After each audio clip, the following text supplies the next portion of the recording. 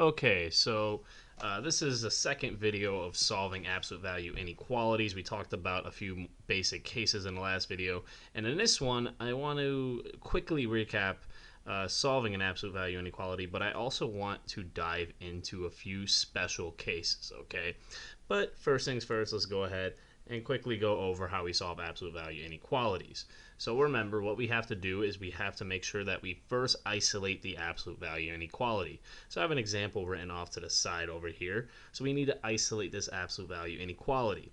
What that means is I want to get everything that's not inside the absolute value that's on this side away. I need to move everything that's not inside this absolute value on this side of the inequality over to the other side. And we always like to get rid of addition and subtraction first, so this makes things a little bit easier.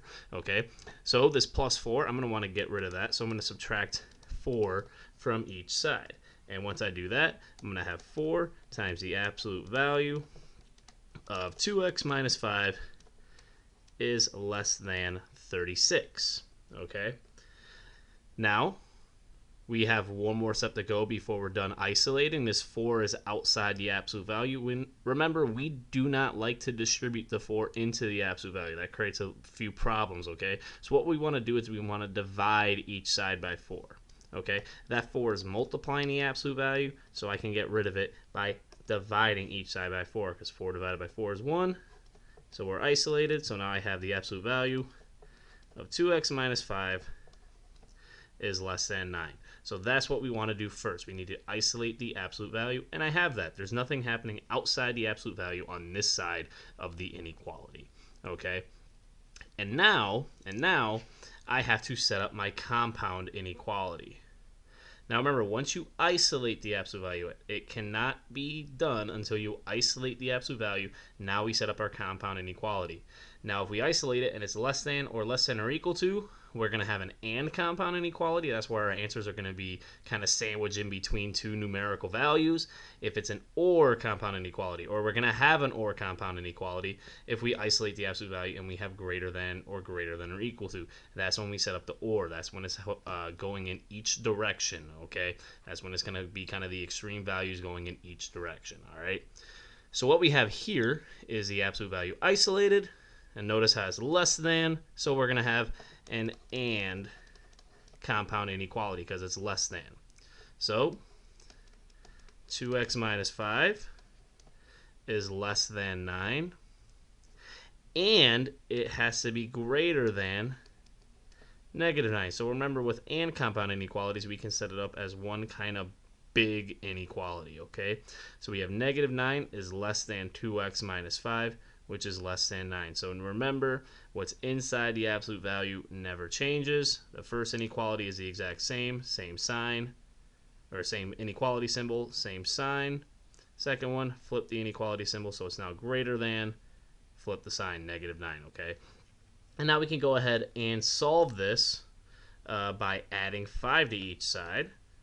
There's just an extra side to add to. That's not that big of a deal. Okay, so I add 5 to each side, so I'm going to have negative 4 is less than 2x, which is less than 14. And now I have 2 multiplying x. All I have to do now is divide each side by 2. And once we get that, we're going to have negative 2 is less than x, which is less than 7. So if we were to kind of graph this on a number line, I'd have negative 2. I had positive 7. Now notice it's not or equal to, so I cannot be either of these values. So both of them are going to have open circles around them. That's signifying that, hey, I can't actually be this value. It's just going to be a bounds, okay? And since x is in between negative 2 and 7, it has to be trapped in between these two values. We shade in between. So any value in this region in between negative 2 and 7 not included would satisfy our original inequality, okay? So that's just a quick little recap of how we solve these absolute value inequalities. And now I want to dive into some special cases, okay? Because we can have some special cases, especially since we have absolute values involved. All right, so let me go ahead and get us some new room. All right, so let's say we have the 6 times the absolute value of x plus 5 minus 10 is greater than negative 34. Okay, now we would start this the exact same way. We want to isolate the absolute value. So my first step is add 10 to each side. I want to get rid of that 10. So this is going to become 6 times the absolute value of x plus 5 is now greater than negative 24. Now, to get rid of that 6 is multiplying the absolute value. To get rid of that 6, I can divide each side by 6. And once I do that, I'm going to have the absolute value of x plus 5 is greater than negative 4. Okay, and this is where I want to pause for a second. And I'm going to explain why, but I want to pause for a second and just look at this. We have the absolute value greater than negative 4. An absolute value can only spit out positive numbers. So this side here will always be positive. So we're going to have some number that's always positive greater than negative 4. Well, that's always going to happen. Positive numbers are greater than negative 4. There's no way that this actually doesn't work. So this is actually a special case, because in this particular case, our answer is going to be all real numbers. That just means real numbers, all right, in a real number system. So this is actually a special case. This is actually a special case, okay? Whenever we isolate the absolute value, and we have it greater than or equal to any negative number,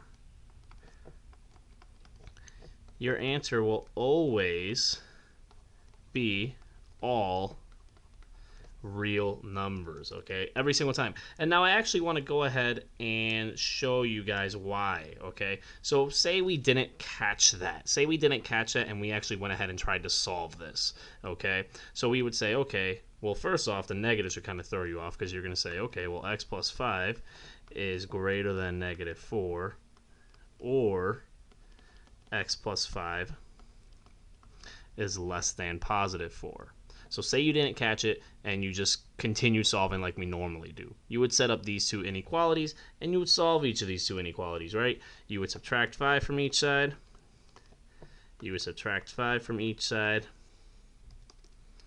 And you would get x could be less than negative 1, or x can be greater than negative 9. So it could be either one of these. Well, let's take a look at how that would look on a number line. So I got negative 9. I got negative 1.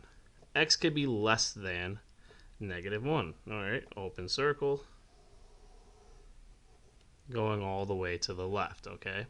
Or x can be greater than negative 9. Look at this graph. Since it's or, it can be either one of these graphs. It can be either this part or this part that can get us an answer. And look, they overlap. These overlap one another. So that is showing that it can be any number in the real number system. So that's why the answer will be all real numbers. So that is a special case. If we're solving an absolute value inequality, and we isolate it, and we have the absolute value, and it's either greater than or equal to a negative number, it will always be all real numbers every single time, okay? Every single time, all right? So that's one special case. I want to go over another possible special case. So let me get us some new, let's see if I can get us some new, yeah, there we go.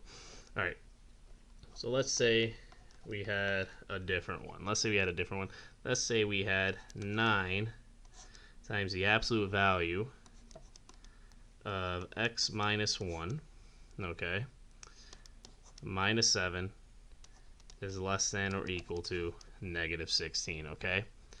Now for this particular case, once again, we would go ahead and isolate the absolute value. We always start with isolating the absolute value. So I would add 7 to each side. I would add 7 to each side. So now I'm going to have 9 times the absolute value of x minus 1 is going to be less than or equal to negative 9. Okay? Now from here, I want to get rid of that 9. Well, that 9 is multiplying. So I can divide each side by 9. And this is going to get us the absolute value of x minus 1 is less than or equal to negative 1. And now this is the exact same situation here. Notice both of these situations happened because I have a negative number on the other side, okay? And with equations, whenever you had a negative number on the other side, it was automatically no solution. But since this is inequalities, there's multiple cases, okay? In the previous case, we were greater than or equal to, and it was all real numbers. It was every single real number. In this particular case, we have the absolute value, which is going to always give us a positive value, and we have it less than or equal to a negative 1. I don't know why I'm spelling it out, but whatever. A negative 1, but it can be any negative number. Well, a positive number will never be less than or equal to negative 1 or negative 2 or negative 15 or negative 100. This can never actually work. This doesn't make any sense. Positive numbers are larger than negative numbers. So this actually doesn't make any sense, and that's because this is no solution. This is no solution.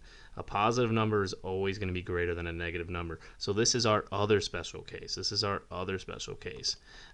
If we isolate, once again, it's always isolate. If we isolate the absolute value and it's less than or equal to, then the answer is no solution every single time, okay?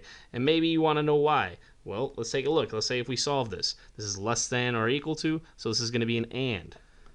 So we have x minus 1 is less than or equal to negative 1, but greater than or equal to positive 1. Right away, this should look very, very strange, okay? Right away, this should look very, very strange. This isn't really matching up. I'm going to even set it up a different way, okay? So I'm going to say x minus 1 has to be less than or equal to negative 1. And I'm just going to write it as and x minus 1 needs to be greater than or equal to positive 1.